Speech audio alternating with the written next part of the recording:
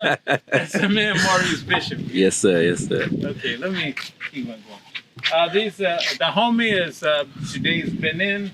These women Nomaton, which means our mothers. They started off as kind of security forces with Bahanzan and the rest, but they are known, especially in the French legionnaires and all, who write about having had to fight these women and how dedicated and tenacious they were as fighters.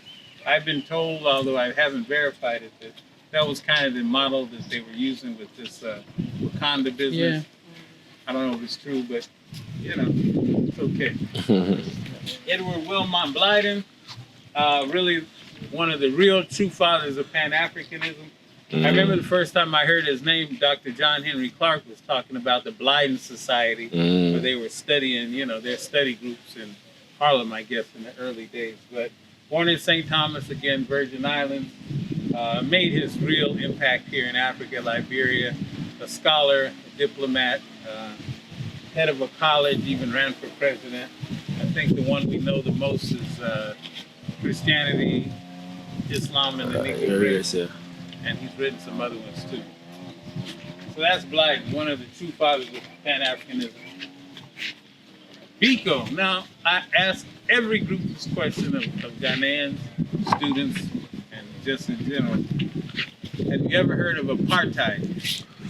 And usually it's 100% no. Wow. So here we are, you know, we're talking about ancient history. You know, they're teaching our, you know, I have children who've been in the school system. I mean, they got to know all about the fire in London in 1666 and how it burned out and who was in charge. And wait, hold on, sir. Clarify what you're saying. You're saying in Ghana, my own they teach, no, no. I was wanting to clarify what you're saying. You're saying in Ghana, they teach about the fire of London. Oh, I know about, I had to make sure my children remembered it. Yes. As painful as it was for the exam. Yes. Of course, I explained to them, this is completely useless information for you. But for the sake of the exam, yeah, yes. This is how it happened. This is how it ended. Yes. This is how the, you know what I mean? It played out. Because they wanted to know all of the details. Yes. So they had to know that. You can imagine, that's London, 1666. And we're talking about apartheid just yesterday. Complete. Nobody knows. Whiteout. So you have to start from there. You know, you can't jump ahead, and you got to start and explain to them what apartheid was about and what the, you know, if you have time. And so then you can start talking about Biko and Black consciousness movement. But first, the main point of this one is not when I started. That wasn't the point. When I started, the point was to tell them about Biko. But now it's really my opportunity to explain to them a little bit about South Africa and apartheid and what it actually was. So it was useful that way, but you know, depending on who's here, we go into more detail. Sony Ali, Songhai Empire.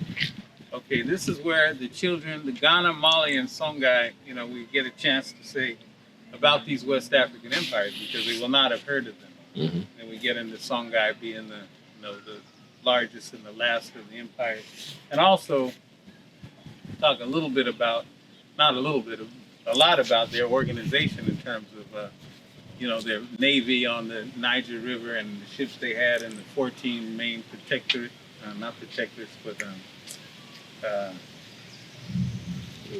you know, provinces basically, and how they were organized. Because our children really, you know, they didn't have any concept that we had this kind of state organization this long ago or any time I mean, they literally believe any state organization we ever had is down here in Accra, you know, Parliament, and that's it.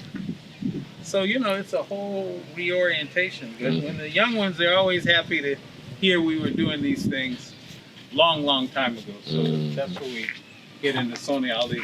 Interestingly enough, a lot of people lately, especially the teachers or whatever, keep jumping out and say, where's Mansa Musa?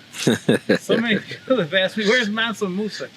I'm thinking, where did this come from all of a sudden, you know? And it's because the word is out somewhere that Mansa Musa was the quote-unquote richest man in world history. And so I'm supposed to have him because he's the richest man. So I asked him, I said, why do you think Mansa Musa is the richest man in world history? Well, they said, he had, the gold was worth it. I said, okay, but what about the guy before Mansa Musa? The gold was there then. The guy after, you know what I mean? I mean, how did he get to be? Of course, the story of going to Mecca and doing all of this, but the point is, that's them telling you he was the richest man. And why is that more important than what a lot of these other people have done? Look, the gold is still there. I mean, if we were in charge, then who's ever sitting there might well be the richest man in the world. What is the point? Yes, sir. Okay, so let me keep moving. Behind, and I just talked a little bit about resistance against the French with the Nomatan there. So he was the leader. They call him the Great Shark. So that makes me better.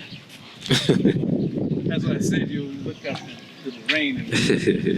Okay, Mary Makiba, for the people who haven't, a lot of the teachers will have heard of Mary Makiba. But now that I've introduced apartheid, I can talk about her being kicked out and exiled for almost 3 decades, and the contribution what she tried to do while she was outside of South Africa. And some of the teachers will also know at least Pata Pata and a few of the other songs we heard. Shake on to Jump. Someone, was that you telling my boy he was too light? I said, well, I kind of look at it. But it's faded a little bit. It has, and we're going to do some touch-up. That's right. Because I tell you, Shake on the Jump was black now. But it's a good thing. So Shake on the Jump, we talked a little bit on the very beginning about Black Egypt. And then I try to let the students who are a bit skeptical, depending on their age, know a little bit more in terms of, him proving this beyond a shadow of a doubt in 1974 at UNESCO and Obenga involvement and all of that if they need more about it. But, and also just an Imhotep man, as we say, in terms of history, in terms of politics. I don't know, I have a book somewhere about his political writings, which were very, very interesting. Outside of the major books that he published that I picked up in Senegal at a 10-year anniversary of his death. So Sheikh Anta Diop, one of our great thinkers, cultural unity, Black Africa, federated state, all of the rest of it. Dessalines. It look like you got Dessalines' color right. Look like. Yeah. Well, yeah, that's true. It might have been darker than that one. Well, Dessalines, it's interesting. People who know about something about Haiti or read something about Haiti, I mean, they gravitate to Dessalines, as the anti. I don't know. It's gotten to a thing where it's almost like I don't want to use Mandela for Toussaint. That's way off. But it's kind of like this the radical as opposed to kind of Toussaint being more the accommodator and this kind of thing. So it's interesting hearing that going back and forth. How people feel just because some of the acts that he did that were, of course, much less compromising. But I just try to let them know a few things about this. Him actually being, Haiti actually having gotten their independence and him being the first quote-unquote real. And then I also like the children to know about the word Haiti, because Haiti, of course, was what the people were calling the place before the European came. And that's very important for the children to understand that, is that there were people there before the Europeans came and before we came, at least in that manifestation, to do the slave trade, and that he was able to give the people their name back. That's important. You come among a people who've almost been decimated, or have been decimated. You're able to defeat the ones who decimated them, and then have the humanity to say, among other things, we're going to give the name back.